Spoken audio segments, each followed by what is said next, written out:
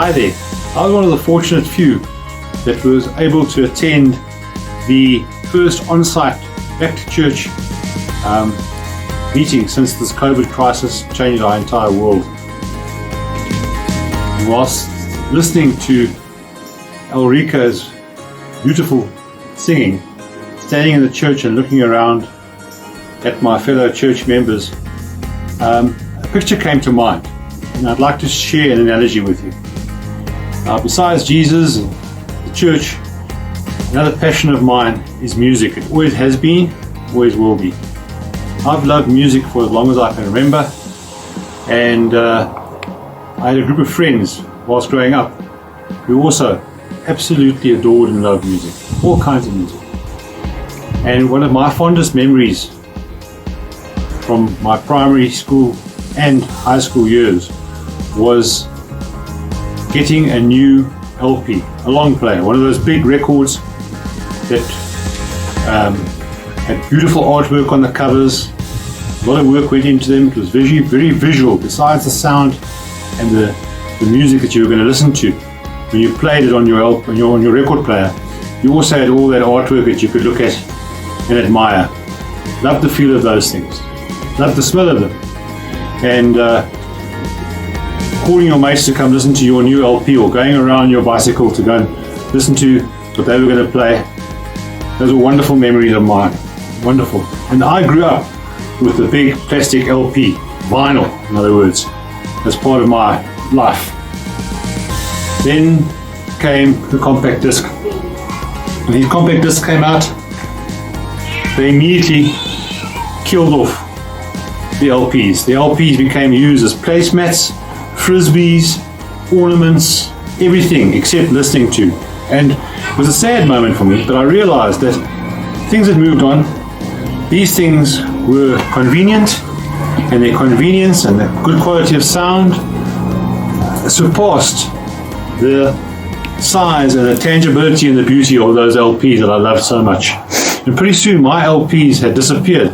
Some of them my sister has, and don't ask me where the rest went to, because overnight this took over. Plastic case, not as easy to have the artwork on or to look at, but still did the job. Still tangible, and what was nice was they had a booklet inside them now with plenty of information, more information than the LP cover could ever give you. Then came digital music, and that killed these off. I have 300 of these lying in a garage, and they'll never be listened to again. And if you take them to a swap shop, they're worth about R1. In fact, I think you can buy them for R1 at a swap shop. So overnight, digital music, streaming of music, killed off the compact disc. And wow, I'm the hugest fan of Spotify. I listen to this encyclopedic, this huge volume of music is now available to me. But you know what? It's not tangible. It's wonderful, but it's not tangible. And look how things have changed again. All of a sudden, the stores which relied on sales of CDs are now starting to rely on sales of vinyl. People have gone back to buying records. And why? They like the feel of it. They like the tangibility. They like the warmth of the sound, even with a couple of crackles and things. They like that. They like the fact that they've actually got to put the needle on the record. It's not as convenient and not as easy. It's never going to take over from Spotify. That is the future. And there's probably a future after this future. But it does show that people like tangibility. This is what came to mind whilst listening to Ulrika sing. Standing in the church there with 16 other people or 15 other people.